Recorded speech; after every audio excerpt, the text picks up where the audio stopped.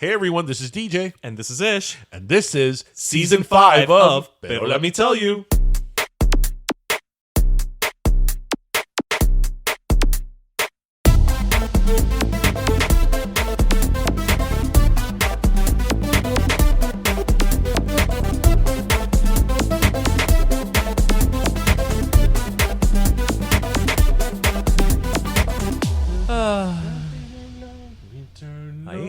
Qué feliz tú estás hoy cantando.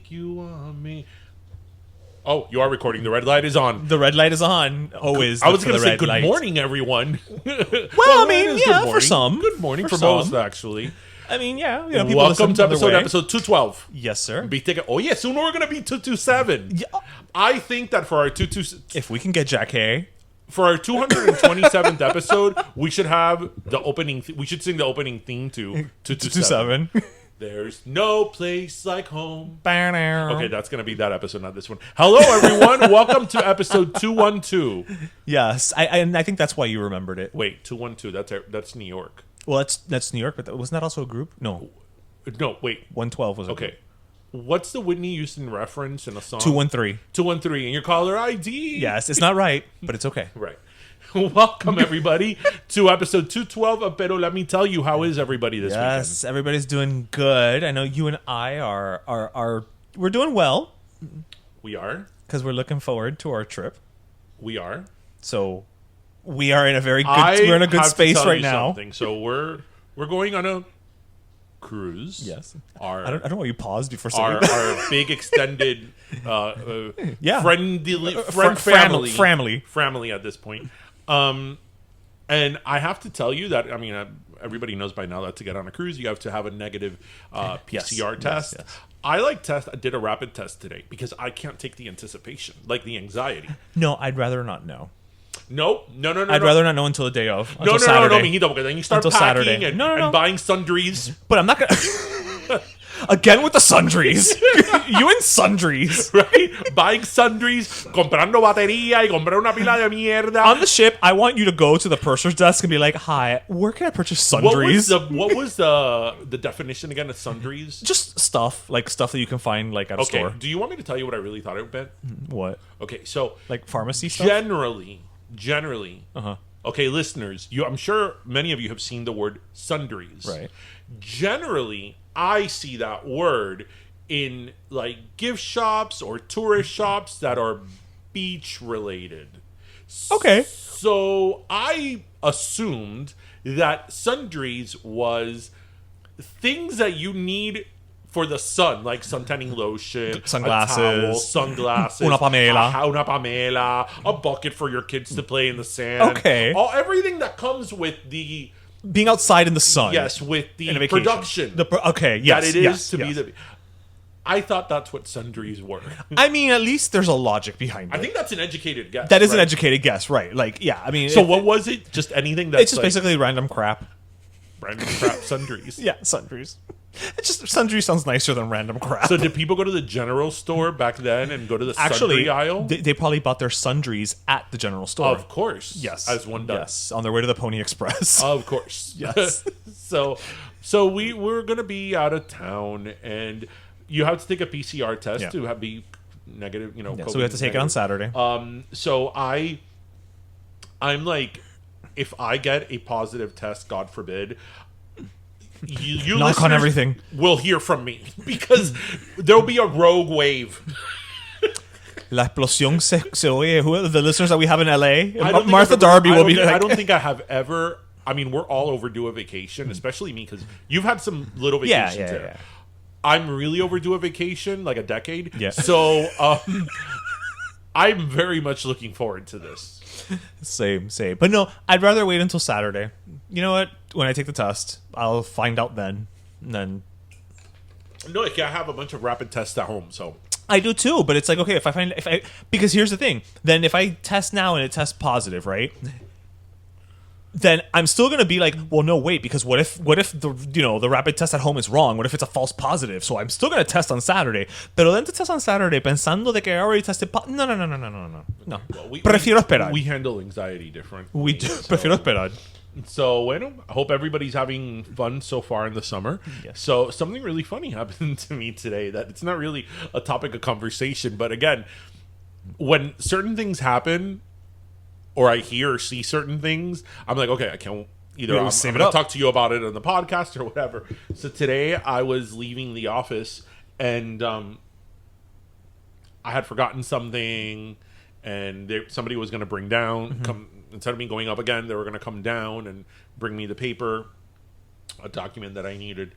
So as I'm there in the front of the building, where the front door of the office la doctora building, Bustamante. right, where the front door is of the building, I'm there, like, I don't know, estaba entretenido. I was like on my phone, and I noticed that the back door of my car closes, and when I look in the back, 2 people had gotten in my car because they thought I was their Uber.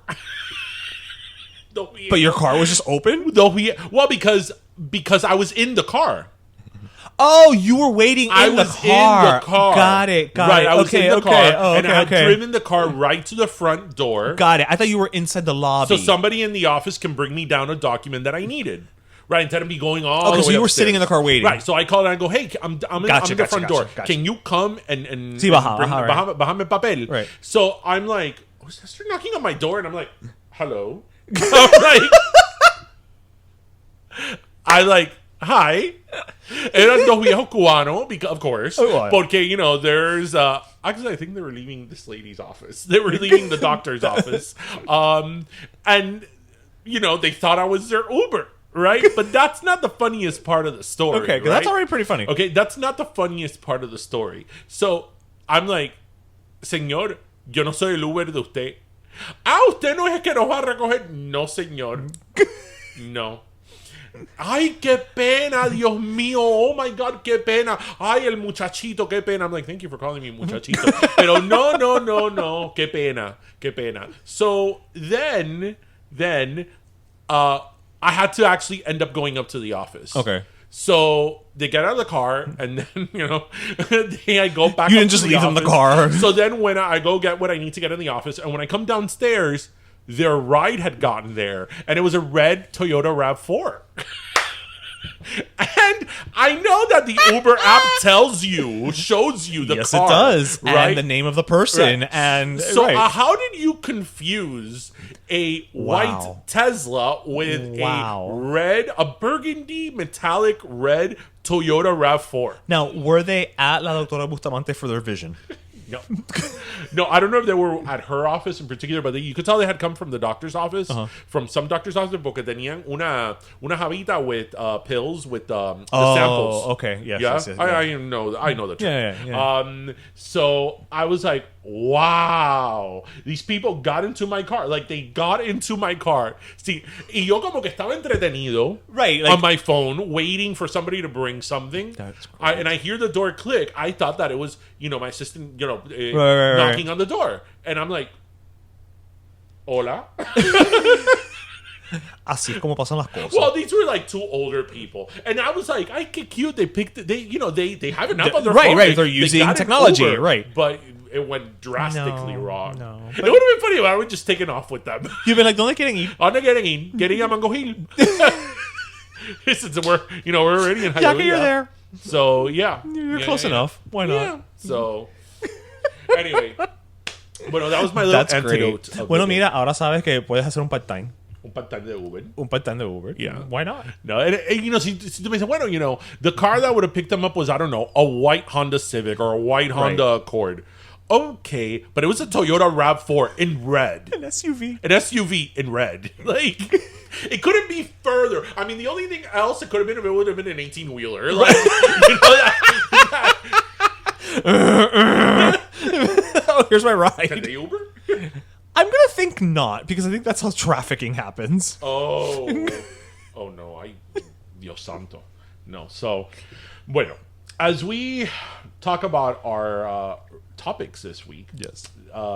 When this happened this week, I was like, well, we're going to lead off in the podcast with that. Okay. So, to you and to our listeners, did you hear First Lady Joe Biden's gaffe this week? So I heard about it, but I didn't hear it. I heard she made some type of Oh my gosh. some type of thing. She said something bad. 212 episodes we're in? Or more at this point. With bonus episodes. Oh my gosh. I just like... We've talked about this a million times, but apparently we're going to have to talk about it A million and one. And probably 1,000,002, because I'm probably going to piggyback off of yours. So, earlier this week, First Lady Jill Biden, and mind you, Jill Biden Is a doctor. it has a doctorate of legal Right. education. Right. So Aside from the fact that she's First Lady, so it's not like when hunyame. Right. Right? Thank you. You stole the words right out of my mouth. Right? So, she was at Unidos US, or Unidos Us, which is a civil rights and advocacy organization. Right? She was in Texas. Okay. And she was giving a speech. Okay, as one does. As one does. In her and this is what she capacity? said. She was in Texas. She said, "The diversity of this community is as distinct as the bodegas of the Bronx, as beautiful as the blossoms of Miami, and as unique as the breakfast tacos here in San Antonio. Is your strength." The strength is a breakfast taco? She said breakfast taco, and she said bodegas. Instead of bodegas. A bodega. Oh! Bodegas in the Bronx, of the Bronx. Okay, first of all, nada y cuadra con nada.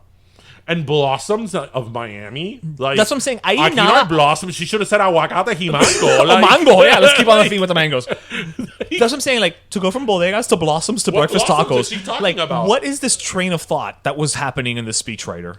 I just, I mean, ahí se le fue el tren a todo el mundo. I mean, granted, that speech, not her. All politicians that It's- give speeches, they all have a written. speechwriter. They're all written by somebody right? else, yeah. Obviously, they have final say-so in it, but a lot of these politicians, especially your first lady, that's not really so much into policy and stuff like that. It's about They kissing just babies Give them and- they give them a speech, they review it, boom, and that's it. There's So they not a move on. lot that goes into it in terms of like the first lady. Right. Be best. Anyway,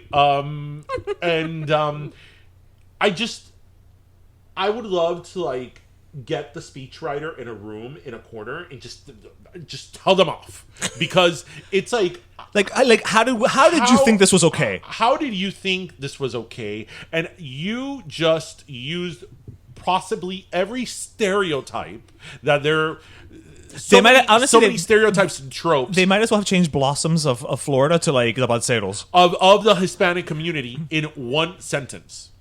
Right? This was in one sentence. And it's like, I just don't understand. You're talking about people here that are at the top of the food chain, right? Because Right. whoever wrote this is somebody It's not an intern. It's not an intern. It's somebody who has Right. experience, somebody who probably has campaigned and worked in elections and worked with elected officials before. And this is what they came up with. Like, this is the best that they came up with. As I say, this was the final draft. Yes. There was a rough and draft. it's like, I just don't like. I don't understand with the disconnect that so many people have with the Latin and Hispanic community. I just don't understand it. It's not that hard. Like, it's not that hard. We've achieved things, I promise you. It's mind-boggling. Like, how did they even think that was something to just kind of bring up? Like, I don't know. Would you go to Belgium and be like, love your waffles? No, because I mean, all she had to say was like, Thank you for welcoming me to from your the community. from the communities in the Bronx to The communities in Miami, South Florida. to San Antonio, the Your vibrant achievements, Latino whatever. community in these cities and around the country is what makes Keep it generic. what makes our country what it is, the fabric of our country. Boom. Yeah, you just wrote it right now. That's all you have to do. It's the taco. I mean, oh my God, like, it's so infuriating. I mean, this is the type of shit that drives me nuts. Why do you think it still happens? Because they don't care. They don't care. They don't care. They don't care. I've said this in 212 episodes. A good majority of the white Caucasian, I'm not even going to go say white Caucasian, American society. Like, okay, white Americano. white Americano, blanco, Americano blanco. Whether white or even black, Americano, Okay, right? okay. They don't care about the Latin community, right? They don't care. They think the Latin community is homogenized, and even though we say we're not a monolith, we're not a monolith, we're not a Two monolith. in the face. You're not a monolith. There's like Puerto Ricans and Mexicans. Like, that's the diversity. Right. There's two of you. Right. Right. I mean, it's just mind-boggling.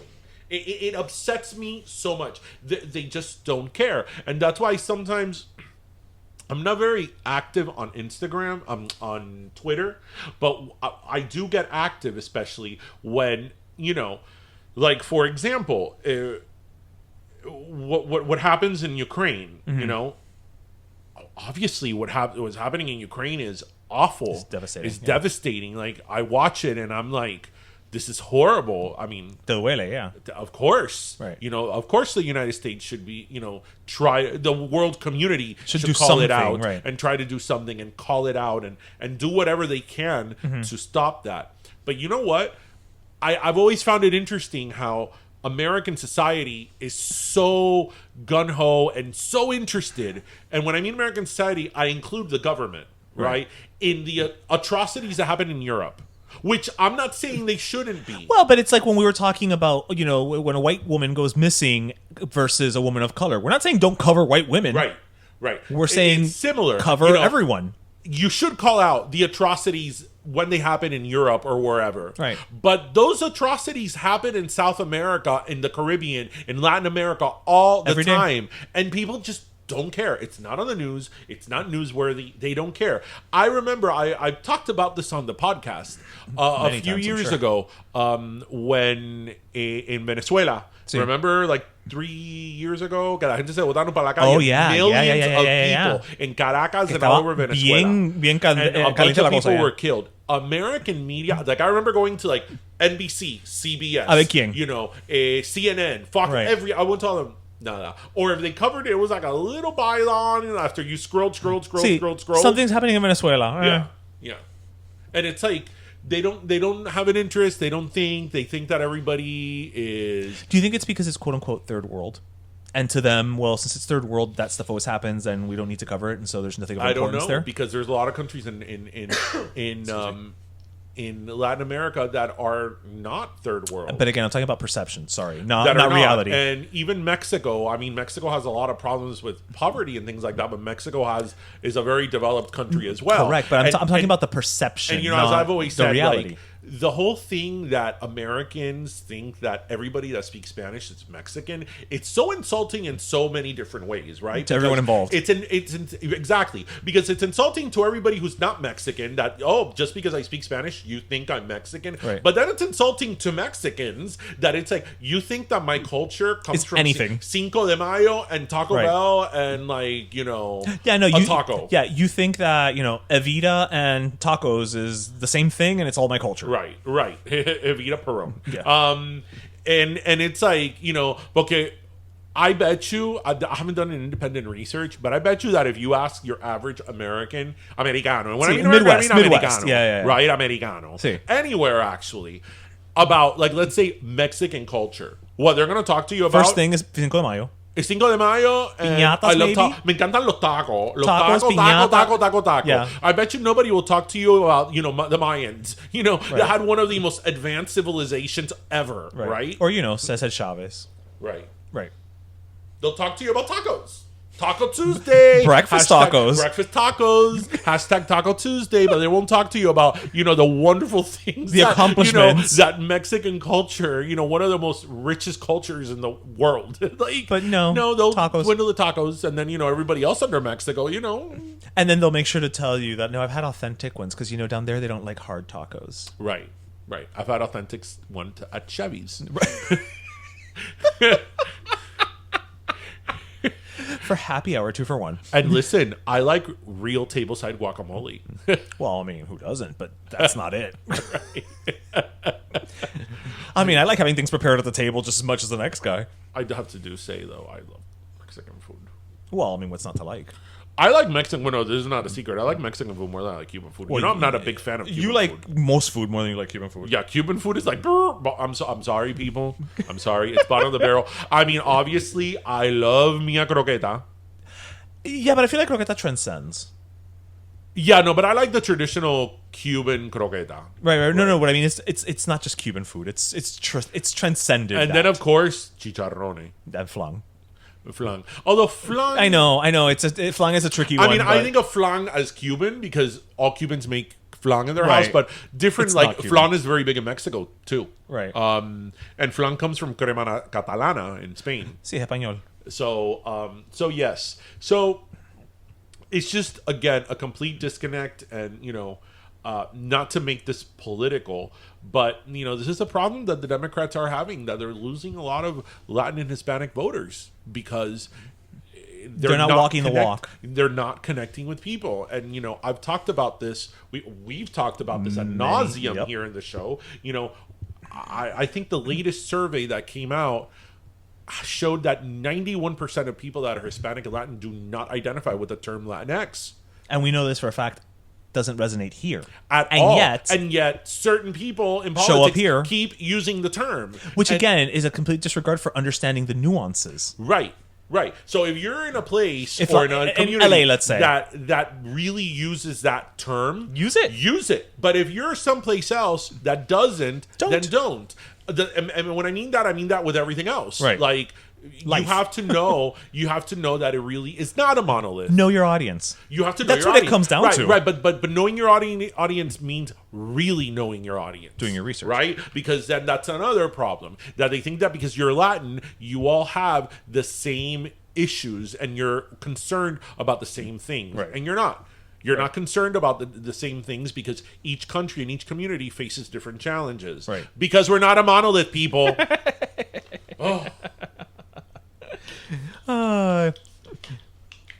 Moving right along. Meanwhile, did you hear about what happened esta semana con tu prima y Jamie Lee Curtis? Mi prima quién? Ana de Armas.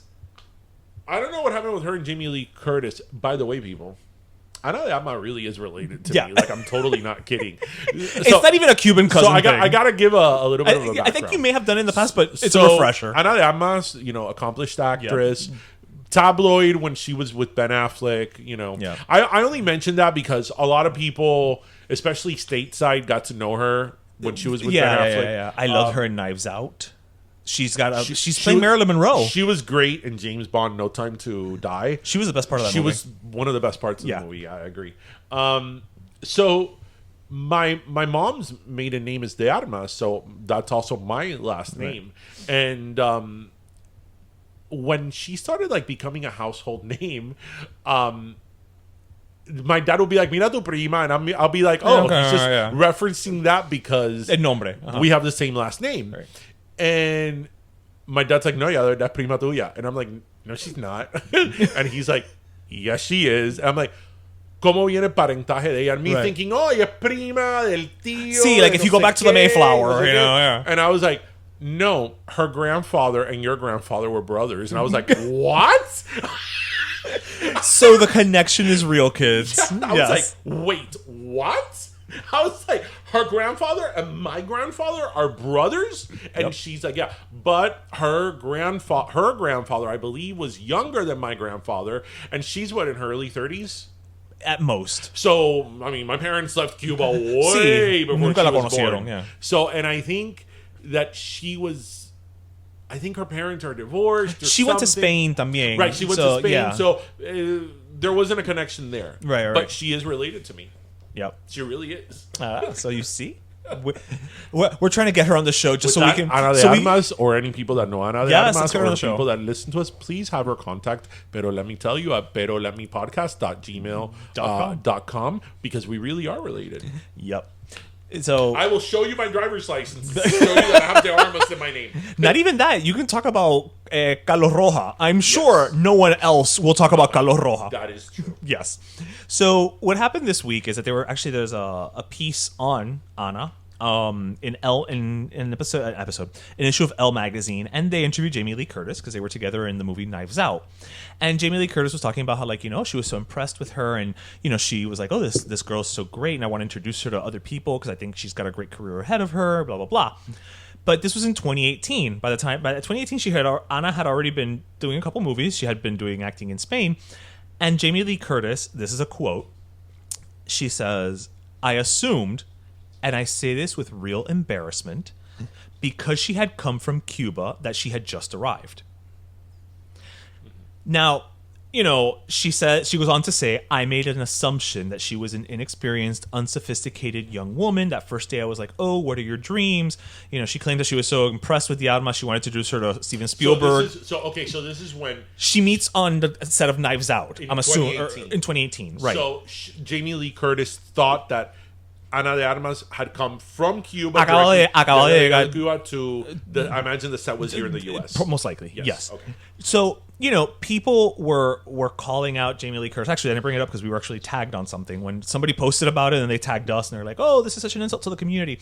And, here's the way to look at this particular thing in contrast to what we were just talking about, right?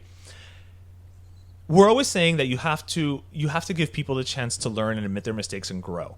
And here is someone, Jamie Lee Curtis, I mean, she's an icon of Hollywood, admitting that she made a mistake and owning up to it. Right. Because she even says it, number one, she didn't have to tell the story that way, right? Right. But she says, to my embarrassment. Right. Right? So, there's, to your number one, credit to Jamie Lee Curtis for knowing that Cuba was an island and and that she had just arrived. But I think that those are the things where people, and I don't think it got as big as it could have gotten, but people want to jump on it and Did Ana de Armas say anything? Not that I've seen. But those are the things people want to jump up and be like, look at what she's saying and she's so ignorant and and it's like, you know what? But she's admitting her mistake. Well, look, you know what I mean? Yes, and if somebody's big enough to say, look, I messed up and I am so embarrassed that happened, I also think you got to give the benefit of the doubt. Okay, so I think I see it as twofold. I see it as kudos and credit to Jamie Lee Curtis for saying to her embarrassment and as you said, right. Owning up to it, right? Because she didn't have to. So I wouldn't have by no means would I should I think there should be an attack on her or criticism on her. She owned up to it, and I agree 100% with what you said. You have to own up to things, and you make mistakes. You stick your foot in your mouth. Metes la pata. You say just stupid things. Okay. My sort of commentary to this is the bigger picture, which isn't related to what I said originally. It's like, why would she or anyone think that because she just got here from Cuba, she's, uncivilized or rough? Unsophisticated. Unsophisticated. Because that's the word that was rough used. Around the edges. Right. Like, why? Like, if I met somebody from another country, who I would just thought they got here, my concern would be maybe, how are they doing in terms how of... How are you adjusting? How are you adjusting, exactly. Right. How are, because depending on where you're from, it could be a big adjustment. Right. But not that you're unsophisticated. Right. Like, that wouldn't even cross my mind. Like, that you're unsophisticated. Right. Like, why would you think that of someone? Yeah. Right? So that's my bigger kind of big picture kind of what I take away from that statement. It's like, why on earth would she think that she's... It's the verbiage. Right. Because she even could have said, oh, she's new to the industry. I thought she was new to the industry. But again, credit to Jamie Lee Curtis. She said she owned up to it. Right. And she called herself out. She checked herself. Right. She checked herself. But again, that's why I say it's the bigger comment of it. Why would Jamie Lee Curtis or anyone think that she was unsophisticated because she came from Cuba? Right. You know why? Because your image that you have of Cuba and probably of other countries is extremely skewed and just wrong and undeveloped. Right. And just not it. Because you know what? And that's very surprising of her because Jamie Lee Curtis... she seems to be very... like a very cultured person. Yeah. I mean, you could look at any country in the world that has terrible conflicts. And you don't think unsophisticated. I mean, but what I'm saying is that look at a country like Syria, right? That has...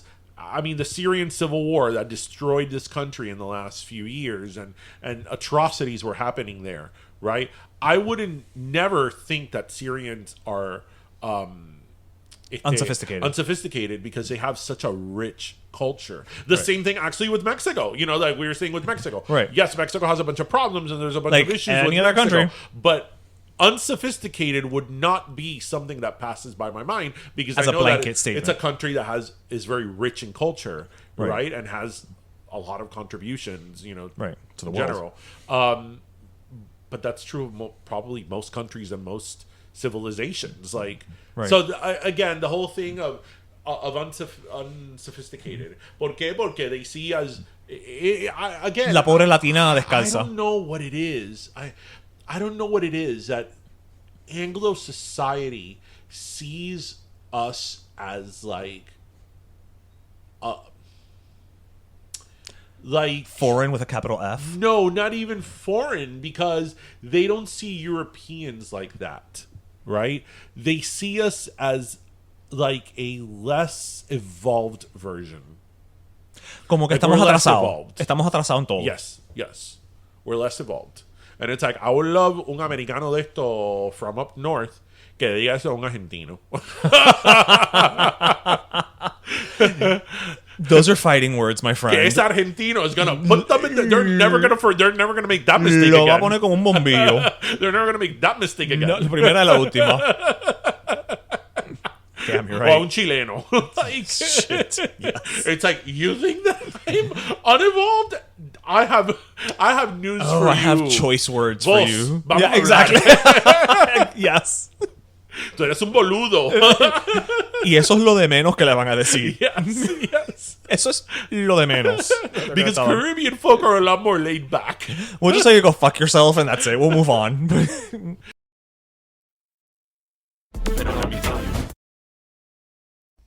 This episode is sponsored by BetterHelp.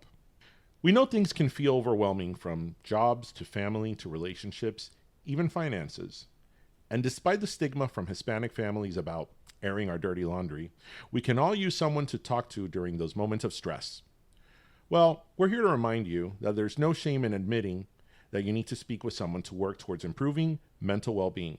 That's where BetterHelp comes in to, well, help. A customized online therapy provider, they offer therapy options on your time, whether it's via phone, video, text, or even live chat sessions with a therapist. BetterHelp's customized approach matches you with a therapist in under 48 hours, based on what you're experiencing, to help you better understand yourself. And as a special offer for Pero Let Me Tell You listeners, you can get 10% off your first month of professional therapy at betterhelp.com/pero. It's already more affordable than in-person therapy, and now you can save on your first month. Everyone deserves to be happy, and BetterHelp has helped millions take their first step on that path. That's betterhelp.com/pero. Thanks again to BetterHelp for sponsoring this podcast episode.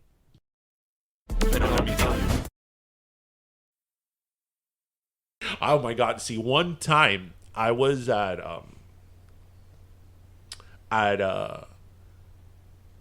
very popular restaurant in Miami Beach, Manolo's, which and they're Uruguayan. Oh, I didn't know that. And my father made the mistake of asking the waiter if they were Argentinian, and he gave Which is a common mistake. It happens a lot. To your father's credit. It does happen a lot. But that's when you have to check yourself, right? Because how would you like it if they said, "Oh, you're Puerto Rican"? Right. Which is how would you similar, like it if you're people constantly think, whether you're Argentinian or Uruguayan, that you're one or you're the other, right? And it's like fucking two different countries, like with two different people. Like, why would you? Right. So it's one of those things. Llega momento. Yes, I may make that mistake. You may make that mistake, but I know that I'm wrong. Oh, for sure. Yeah. Right. Yeah. But my dad asked them. The first time I took my parents there, pero ustedes son argentinos, because they do a lot of empanadas there. Yeah. Right, which are typically Argentinian, right? And he got the look of death. And I'm like, oh, they're Uruguayan. Mira, I didn't know. Que viva Uruguay. I didn't know they were Uruguayan. So I would have thought they were. I thought they were Argentino, to be honest with you. It's funny because a lot of times when I go to the beach, so here in Miami Beach, so Manolo's is this restaurant that's really good. If you Miami guys are in Beach. the area, go. It's on Collins and 79th, and a lot of times, especially when I go to the beach with Tristan, I go there because there's really good parking there. Oh, that's where we ended up after the tropical storm of my birthday. Yes. Yeah. But we've got many times. No, I know, but that's where we ended up. Right. Yeah. There's very good parking there. So you could usually go on a Saturday at like 11 a.m., which is later in the day. And there's parking. You have a good chance of getting parking. Yeah. And there's like really good beach facilities in that area. And the restaurant is there. So because it is a Uruguayan restaurant, they have it's a Uruguayan sports bar, really. Yeah. Porque they have like 25,000 TVs and they're all turned to football. And they're all con football. And it's funny because when I go there with Tristan, he's like, "Why is everybody watching soccer?" And I'm like, "Tristan, es fútbol. Aquí di fútbol." Number one. No digas soccer. Aquí se dice fútbol. And he's like, "Why are people so crazy about it?" I'm like, "Shh, child. Shh, we're the ones who are wrong. We're in the minority. We are the utmost of the minorities." Yes. It's fútbol. And we bleed fútbol de Uruguay. Yes. As long as we're here, it's el equipo uruguayo. Don't say the A country. No. Because if not, you're not getting your, No, you're not going to get fed. You're not going to get fed. You're not going to get fed at all. So if you're ever in Miami Beach and you want to have good food, please go to Manolo's. Go to Manolo's. They're not paying us, but you know what? We love that place. Yeah. No, it's a local business. It is a local business. I'm going to say we love it. It's really good. It's always popping. It is always popping. Yeah. So I just wanted to bring something up really quick. I don't know if it was last week or the week before we were talking about La Edad de la Peseta. Mm-hmm. And we actually got a DM from a listener. Oh, yeah. Who says that agrees with me that La Edad de la Peseta is like that preteen age, but that her mother says that it's tied back to when children start to lose their teeth, which is why it's La Edad de la Peseta, because of the peseta that the tooth fairy leaves. Pero peseta as in the coin. No, I understand, but kids lose their teeth when they're younger. Right. That's what I'm saying. Like, she agrees with me, but her mother says that it's tied to... I've always thought that la peseta is like 5. Well, no, but are kids losing their teeth at 5? Yes. Really? That young? I thought it was like at 7. No. Really? Yes. I clearly don't have children. Kindergarten. Listeners. Oh, yeah. Yeah, no, yeah, that's true, yeah. How many kids in their preschool and kindergarten pictures, are missing teeth? Are missing the teeth, yeah. And it's so cute at that age. Yeah. What you lose later son las muelas. That's right. Las muelas. Those you lose when you're like 10 or 11. Like, you just rip them out. La muda de diente. Yo sé que yo nunca gasté mucho tiempo con eso. Really? You know how kids, when their teeth is loose, it hurts. And then, with the string and the door. Yeah. When ya tenía el diente jodiendo mucho, I used to get a tissue paper and go to the bathroom and pull that shit out. Really? Yep. Ay, salvaje. Yep, all of them. But actually, I didn't know that. I learned something new. Yeah. So I mean, we still don't really have a definitive answer, but now we've got more. It makes sense. Yeah. Well, I'm glad thank you, listener, for reaching out. Yeah. That's a rough age. Yeah. La Edad de la Peseta. La Edad de la Peseta. So let me ask you something. So this is sort of a kind of a nostalgic topic, but it's very on brand with us. So, when you were a kid, and listeners, especially to our listeners that are, like our age, or even younger, 30s, when you were a kid, right? Did you go to people's house as a visita? Yeah. And usually it was in the weekdays. I don't remember the day of the week. Yes, but I do remember that. Yeah, we would. Yeah, but again, it was like people you knew, like And I'm not even talking about like your grandmother's house. No. Like as a visita. As a visita. Yeah. Like you would go as a visita. Like Like I can't even think of how to say that in English. Like because to go visit doesn't mean anything. Right. Yeah. And I'm not talking because something that we would do a lot and a lot of families do is you va a casa de tu abuela during the weekend. Sí, pero that's... the other abuela you don't live with, right? Right? Vas a casa de tu abuela o vas a casa de tu tío y no. We're not talking about that. No. Y empiezan a ver Sábado Gigante y antes que son las 12 de la noche. Right? And then you fall asleep in the car. No, I'm talking about like during the week que tú ibas a hacer visita a casa de alguien. And usually the visita during the week was not with people that you were as close to as like the ones you would go over in the weekend. Right? Because the visita, I think, in the middle of the week was just a hair more formal. Era para tomar un café. It was shorter. Yes. It was, maybe an hour, two At tops. most, hour and a half. Like, Right. if you, Tops. 2 hours is si tenía confianza. Right. But then, where on the weekend you go to a family member's house and you're there all day. But the reason I bring this up is because I remember that we used to do that. That my parents would be like, Daddy, pórtate bien. Which I would always think now, looking back, it's like, they could have just left me at home. My grandmother was there. Like, Oh, that's true. Mima was there. Yeah, but they have to take you so you can learn how to behave around Right, people. y que va la familia, vamos los cuatro, vamos Right. Darían y Dayan, Dayancito. And I remember we used to do that a lot. People don't do that anymore. No.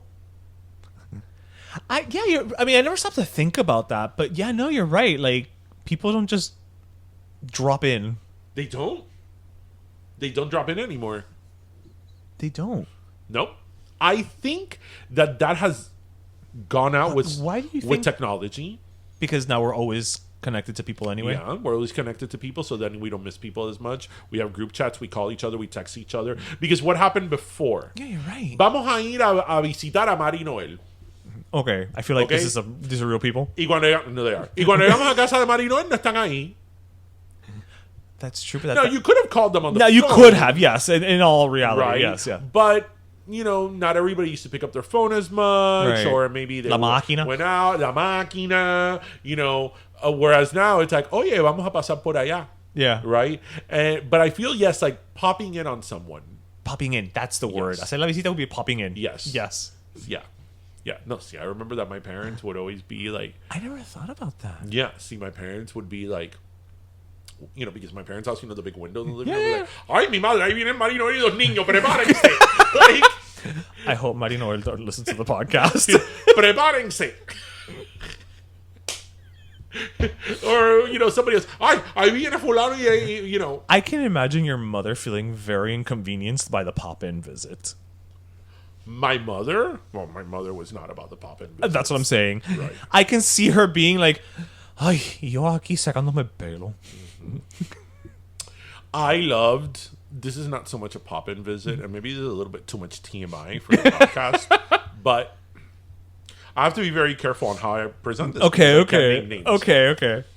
There was a relative in my family Okay. that my parents did not like who that relative was married to. No, I'm sorry.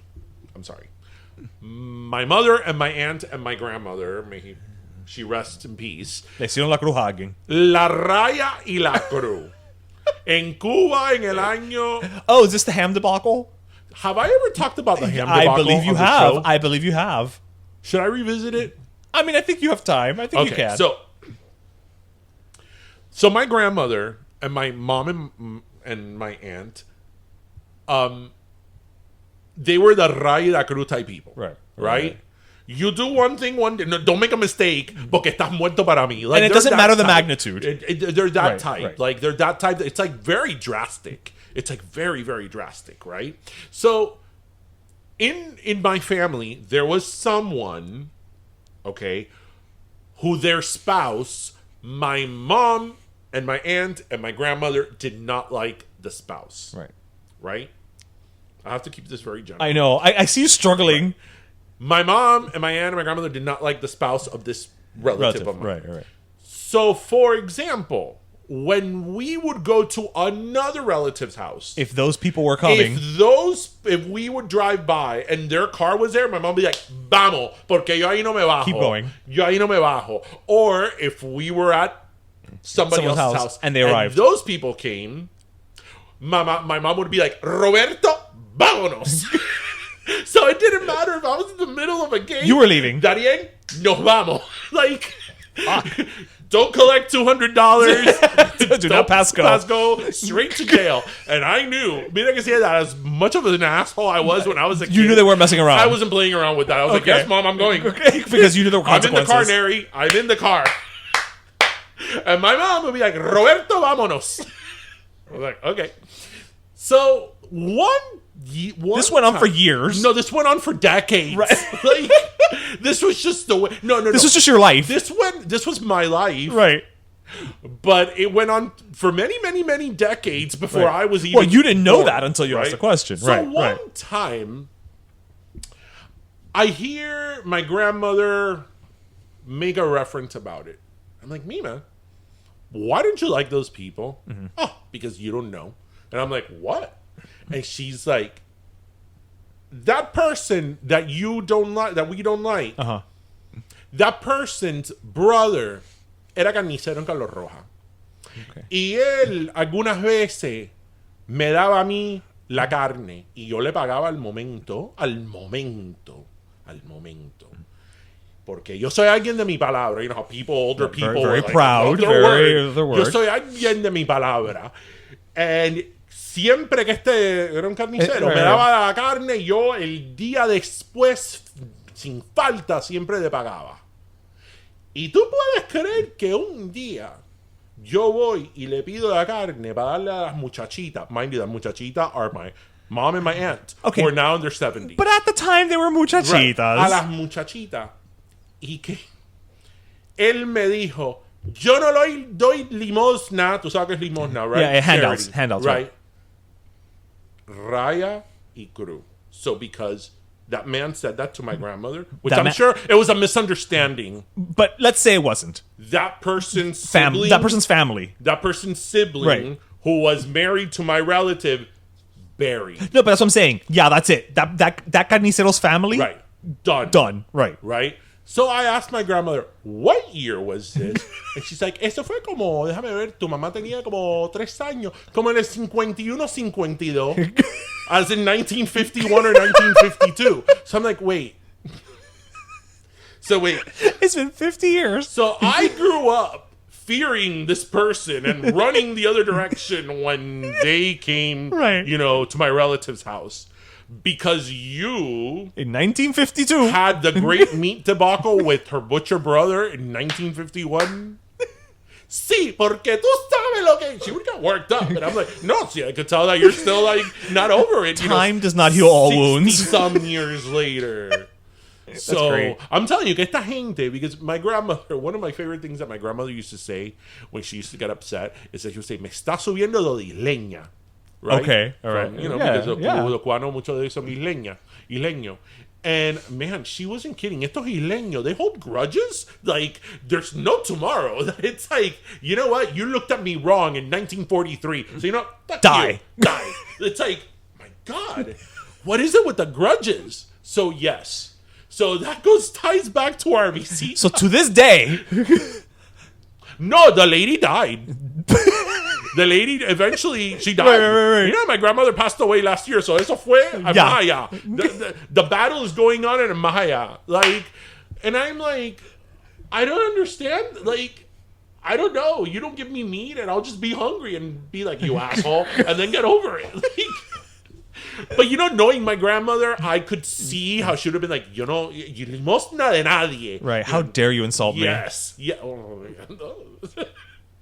It lasted literally decades. No, clearly, el insulto fue grande. And it was multi-generational. It was trauma's real. Multi-generational trauma exists. Pero these isleño people, it's true. What do they say? Si se caen, comen hierba. Comen hierba. So that's my little family story of the day. So that made me thirsty. Well, as well it should. I mean, we're talking about ham. Ay, qué rico, prosciutto ham. Ay, qué rico. Do you like prosciutto ham? What are you, new here? Or jamón serrano? Why do I have to choose? I remember the first time I had jamón serrano. Like real jamón serrano. I'm not talking about jamón serrano from Sedanos. Right. I'm talking una pierna de jamón serrano. Oh, like the one that you had? I remember when I had it. It was December 25th, 1988. I was just a child. I remember it was Christmas 1988 because we went to my dad's coworker's house que se llamaba Oscarito. And they had una Oscarito for Christmas got una pierna de jamón serrano. And I remember... Like the one that you had? Yes. And I remember when he sliced that and I had it for the first time, I was like, oh my God. Let me tell you something. Esa pierna de jamón serrano that you had here in your house, I think the ghost of it is still here. Yes. I need another one. So we should look into it. Maybe they can sponsor us. Jamón serrano piernas? Yeah, why not? Sure. Listen, listeners, if you know of how we can make that happen, like, feel free. So, do you have your last soda? Ahead. All right. So my last soda is actually going to go to a show from HBO Max called The Gordita Chronicles. Oh, yes. It's about a Dominican family that moves to the U.S., to Miami, in the 80s. And, it's about their whole new experience living in Miami and so on. But what I love about it is that, number one, they move to Hialeah. Of course. I mean, they live in Hialeah. Now, it's a little distracting because, of course, we notice that when they're doing exterior scenes, the palm trees are not Miami palm trees. No, they're LA trees. But, we'll look the other way. And they reference Publix. They the first episode is about trying to get Gloria Estefan to play the school dance. Like, it is so Miami. It's just beautiful. And it has what has got to be one of my favorite scenes ever, which is when the family set is like kind of feeling nostalgic for the DR, but also they need to go get breakfast, and so they literally just go and drive the McDonald's drive-through, and they say that they love it because they can order in Spanglish. And so they literally are like, give me 3 McMuffins, 2 McGriddles, dos McGriddles. And I was like, oh my God, I'm seeing myself like on screen. So Gordita Chronicles, check it out. They're all of the episodes are available right now for streaming, and it's actually executive produced by Zoe Saldana and Eva Longoria. And the actor who narrates it, because she's narrating it as the older version of the main character, is Dasha Polanco, who actually lived in Miami for a while. I think she actually also lived in Hialeah. So, listen, watch it, enjoy it, love it. It's super cute, and it's definitely a family. I need to watch it. It's really fun. Like, you would enjoy it. No. See how much I'm enjoying. You needed the soda. I need the refreshment. No. That sounds so. Again, see, that's an example to tie it back to what we were talking at the beginning. That you get it when you're from a Latin household, whatever country, right? That you go, when your parents or somebody goes to a drive-through or something else. Right. Sí, yo quiero esto. Bueno. You don't have to go too far when I thought Cajun was cajon. That's true. Because we all remember that moment. So it's things like that, those little nuances and those little things that most of us have gone through, if not personally, our parents went through, that you really have to understand to really know the Latin community. And the beauty of it is it's something that, the more I think about it, when we interviewed Jenny Lorenzo, we were talking to her about her abuela character and how her abuela character is very specifically a Cuban abuela, but because of the specificity, everyone can relate to her, And again, this family is very specifically Dominican, right? But because of that specificity, we all get it, right? Because what these people, have to understand is that Latins, there is a commonality. There's a commonality among us, which is predominantly has to do with family, right?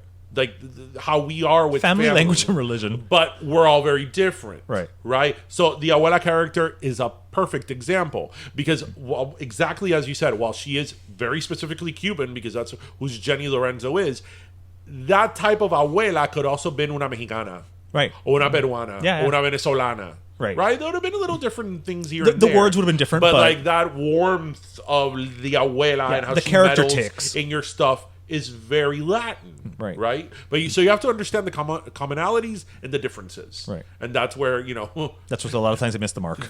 Well, that would be an understated, polite way of putting it. I think you've seen it, this Instagram channel that Tristan watches of Mexican moms. Oh, yes. I love them. I love when they talk about las aguas frescas, So good. And they're like, a mí no me gustan. Some of them really like them sweet. Other ones like them more like natural. I love it. And I love when they do because they try different things. Right, like U.S. One time they tried impossible meat. Oh, that's right. I saw that one with you. Yes, and one of them has a very refined palate. She's like, "Esto está muy crujiente." It's a great word. Pero anyway, I gotta watch that show. So my last soda goes actually to a either Instagram or TikTok account, and it'll be short and sweet. It's called Knuckle Bump Farms. So Knuckle like Bump the knuckle in Farms. your. Yes, like a knuckle, Okay. you're in your hand. Knuckle Bump Farms, and you can find them on Instagram or on TikTok. Okay. Right? And the reason why I'm giving them a last soda is because in this day and age where everything is, social media is so nasty and we're so politically divided and everybody's fighting and stuff, this account, the social media account, is of this girl in a farm. Okay. And it's of her animals. Aww. And her animals are freaking hilarious because she calls them like really like Ethel, like Aww. Ethel, Robert, Howard, Gertie, Emmanuel, like Emmanuel. Emmanuel, the one that's what you sent today. Yes, the emu. I posted on my Yes, Instagram. yes. Emmanuel the emu. That every time she starts recording, the emu comes up. So you see him coming up to the screen, the lens of the camera, and she's like, Emmanuel, don't do it, Emmanuel, don't do it. Make a wise decision. And then he begs the screen.